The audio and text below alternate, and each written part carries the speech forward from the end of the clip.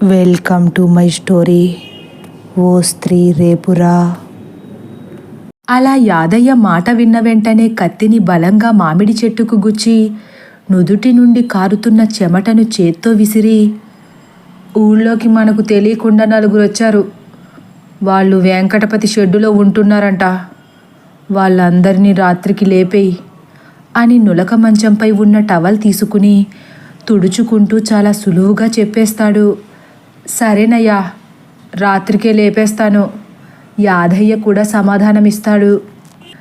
జాగ్రత్త, ఎవరికి అనుమానం రానియకు అంటాడు పశుపతి మంచంపై కూర్చుంటూ. ఎప్పుడైనా రానిచ్చానా అయ్యా అంటాడు యాదయ్య వినయంగా.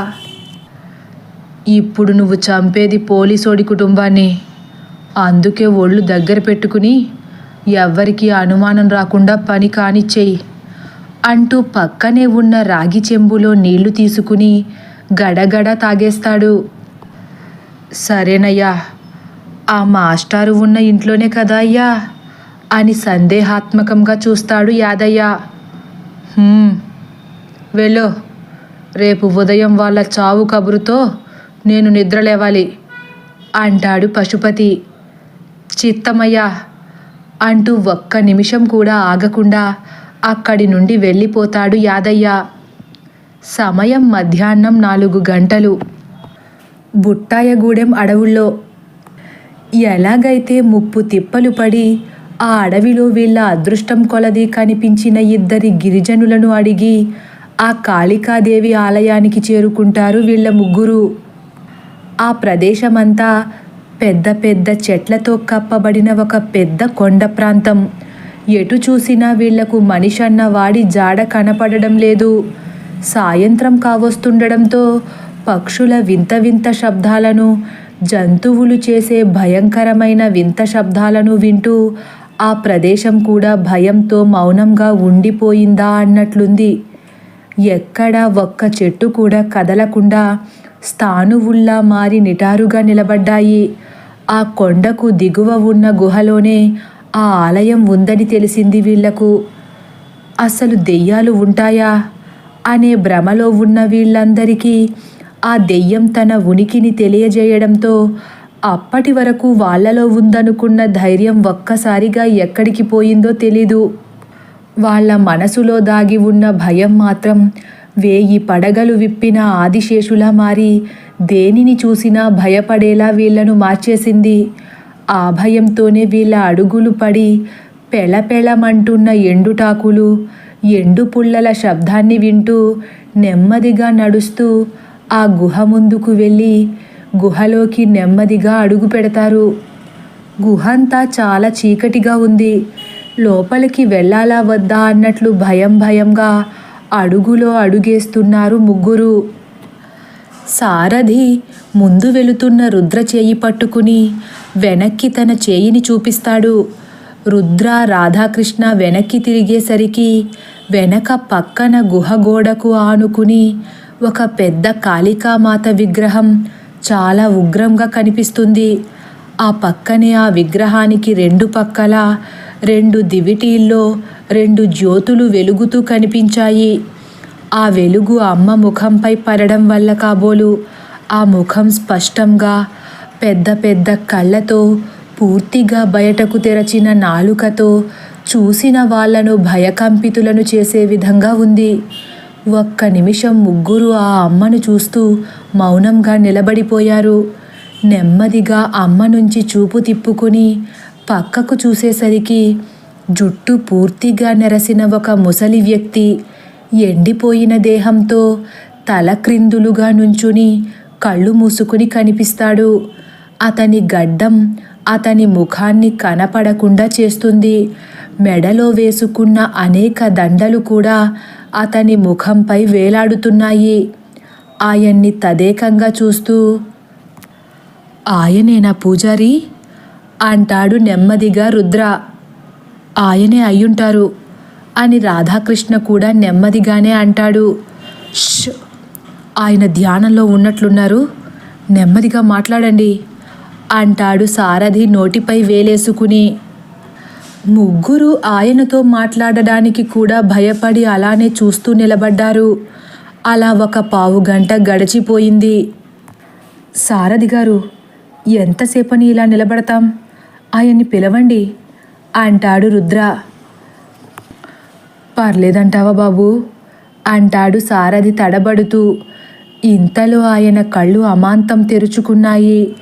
చింతనిప్పుల్లా మెరుస్తున్న ఆ కళ్ళతో వీళ్లను చూస్తూ కాళ్లను కిందకు వంచి అమ్మవారి ముందు నుంచుని నమస్కారం చేసుకుని అక్కడ ఉన్న అమ్మవారి పూజ కుంకుమను తీసుకుని ఇలా రండి అన్నట్లు సైగ చేస్తారు.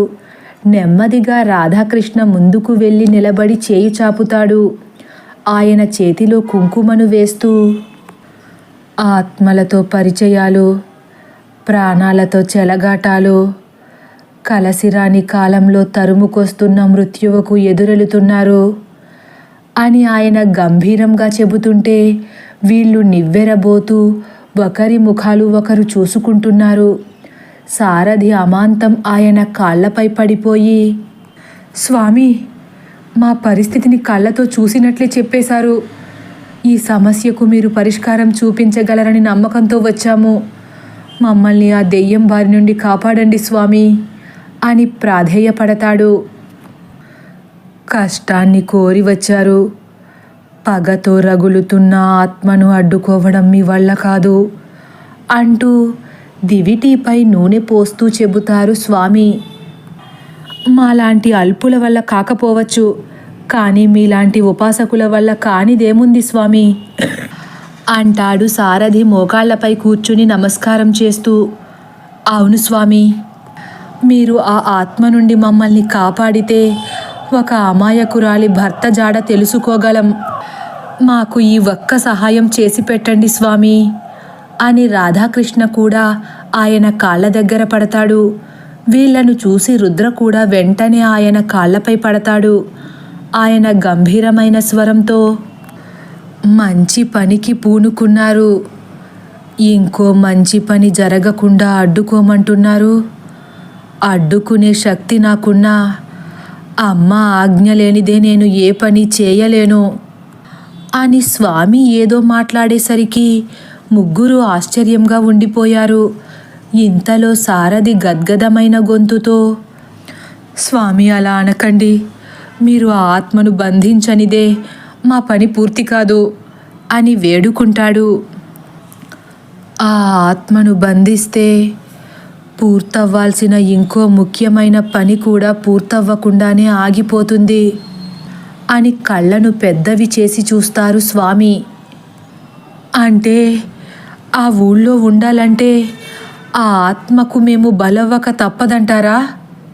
సారథి కళ్ళలో కూడా భయం వచ్చి పడుతుంది. బలయ్యేదెవరో బలి చేసేదెవరో అన్నీ కాలమే నిర్ధారిస్తుంది. మీరేం భయపడద్దు, ధైర్యంగా మీరు అనుకున్నది చెయ్యండి. మీకు తోడుగా ఒక శక్తి ఉండి ముందుకు నడిపిస్తుంది. ఈ ప్రయాణంలో మీరు ఎన్నో అగచాట్లు పడ్డప్పటికీ దైవం మీద నమ్మకం కోల్పోకుండా ఉండండి.